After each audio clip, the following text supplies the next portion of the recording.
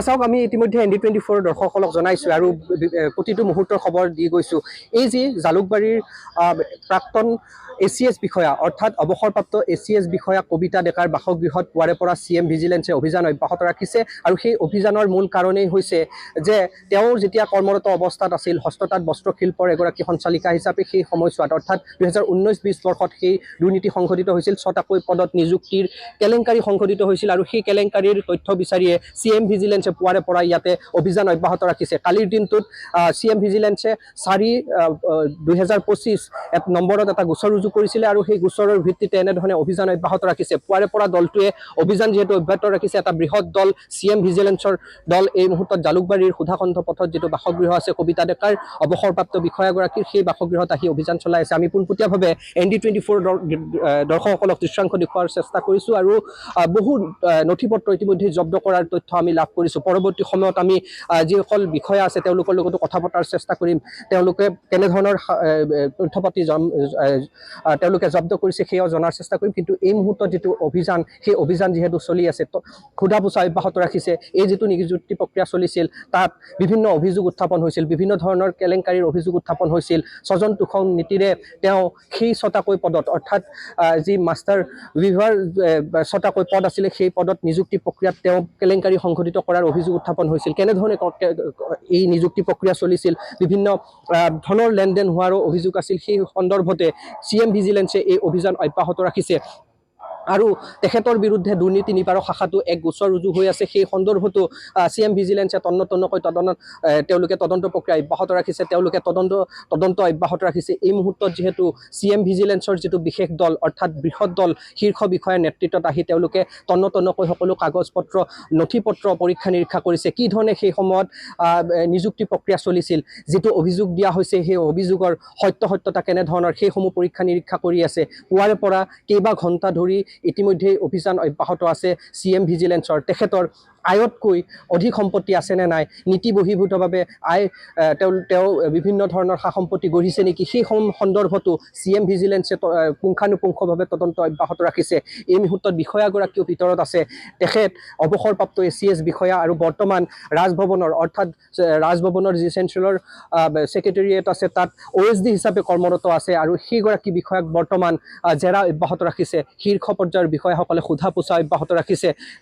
কি ধৰণৰ তথ্য লাভ কৰে সেয়া পৰৱৰ্তী সময়ত জনাৰ চেষ্টা কৰিম। কিন্তু ND24 দৰ্শকসকলক আমি পোনপটীয়াভাৱে সেই দৃশ্যাংশ দেখুৱাবলৈ চেষ্টা কৰিছোঁ যে পুৱাৰে পৰা যিটো অভিযান তেখেতৰ বাসগৃহত জালুকবাৰীস্থিত বাসগৃহত চলাই আছে, সেই বাসগৃহত কেনেধৰণে আচলতে অভিযান চলিছে সেয়া দৃশ্যাংশ দেখুৱাই আছোঁ।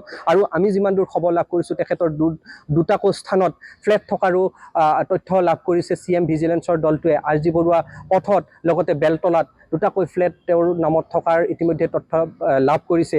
পৰৱৰ্তী সময়ত অধিক কি তেওঁলোকৰ সা সম্পত্তি আছে নেকি, নীতি বহিৰ্ভূতভাৱে তেখেতে আৰু সা সম্পত্তি গঢ়িছে নেকি, সেই সন্দৰ্ভতো CM ভিজিলেন্সে পৰৱৰ্তী তদন্ত অব্যাহত ৰাখিব। সেই যি ফ্লেট আছে অৰ্থাৎ সেই যি সা সম্পত্তি আছে সেইসমূহতো CM ভিজিলেন্সৰ দল গৈ অভিযান চলাব বুলি আমি ইতিমধ্যে খবৰ লাভ কৰিছোঁ।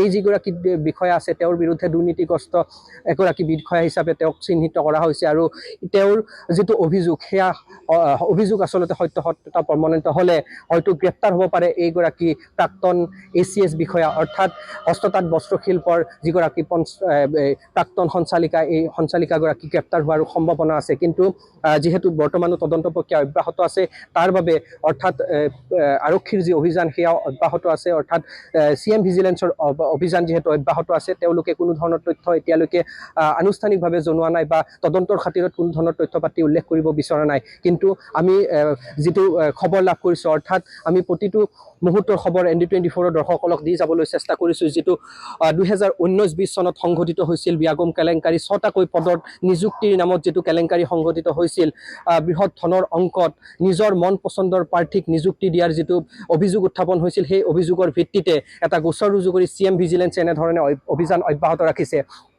এইসকল দুৰ্নীতিগ্ৰস্ত মনোভাৱৰ যিসকল বিষয়া আছে চৰকাৰী বিষয়া তেওঁলোকৰ বিৰুদ্ধে বিভিন্ন সময়ত আচলতে আৰক্ষীয়ে হওক বা দুৰ্নীতি নিবাৰক শাখাই হওক CM ভিজিলেন্সে হওক তেওঁলোকে বিভিন্ন সময়ত অভিযান অব্যাহত ৰাখিছে তেওঁলোকৰ বিৰুদ্ধে কঠোৰ ব্যৱস্থা গ্ৰহণ কৰি আহিছে যদিও এনেধৰণৰ দুৰ্নীতিগ্ৰস্ত মনোভাৱৰ বিষয়াই কিন্তু নিজৰ চৰিত্ৰ সলনি কৰা নাই বিভিন্ন সময়ত বিভিন্ন বিষয়া গ্ৰেপ্তাৰ হৈ আছে তথাপি তেওঁলোকৰ যিটো চৰিত্ৰ সেই চৰিত্ৰ সলনি কৰিব পৰা নাই এইগৰাকী বিষয়াইও এনেধৰণে পূৰ্বতে এনেধৰণৰ অভিযোগ তেওঁৰ বিৰুদ্ধে বিভিন্ন স্থানত বিভিন্ন অভিযোগ উত্থাপিত হৈ আছিল ভূমি সংক্ৰান্তীয় তেখেতৰ বিৰুদ্ধেও অভিযোগ আছে সেয়া কিমান দূৰ সত্য বা সেই সন্দৰ্ভত CM ভিজিলেন্সৰ দলটোৱে কি তথ্য লাভ কৰে সেয়া পৰৱৰ্তী সময়ত আমি জনাবলৈ চেষ্টা কৰিম কিন্তু এই মুহূৰ্ততো আমি গুৰুত্বপূৰ্ণ খবৰটো হ'ল যে প্ৰাক্তন যিগৰাকী ACS বিষয়া অৰ্থাৎ অৱসৰপ্ৰাপ্ত ACS বিষয়া যি ACS বিষয়াগৰাকীৰ বাসগৃহত বৰ্তমানো অভিযান অব্যাহত আছে আৰু কেইবা ঘণ্টা ধৰিও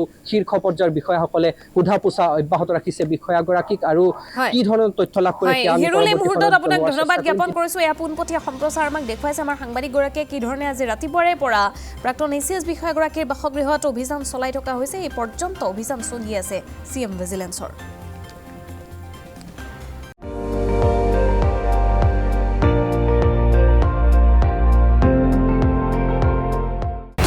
আপুনি চাই আছে ND24 সৰ্বশ্ৰেষ্ঠ নহয় সৰ্বোত্তমৰ দৌৰ